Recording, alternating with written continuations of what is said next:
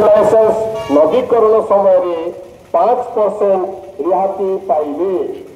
जो माने एही नियम पालन करिवे नाही सेमानंकु 55 दिन समय दियाजिबो। एही समय शेष हवा परि मध्य संशोधन न कले प्रतिदिन अनुपालन न हेबा जाए 500 टंका जरिमाना लागू हेबो।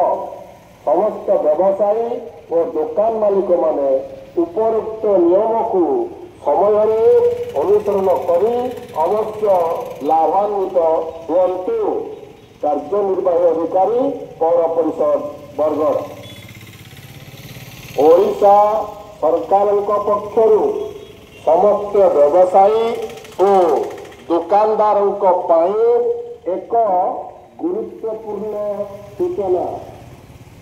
ओडिशा सरकार नूतन नियम अनुजाई समस्त व्यवसाय प्रतिष्ठान और दुकान गुड़िकर साइन बोर्ड उपर अति कम 60% ओडिया भाषा लिपिर व्यवहार अनिवार्य करा जायछि। एही नियम को अनुसरण करुवा व्यवसायी माने ट्रेड लाइसेंस नवीकरण समय 5% रिहाती पाइबे।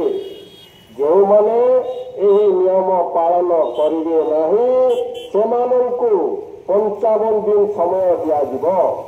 एही समय शेष हेबा परि मध्य संशोधन न कले प्रतिदिन अनुपालन न हेबा जाए 500 टंका जरिमाना लागू हेबो।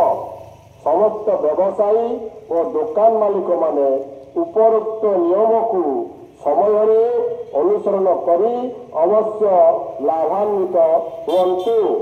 कार्यनिर्वाही अधिकारी पौर परिषद बरगड़।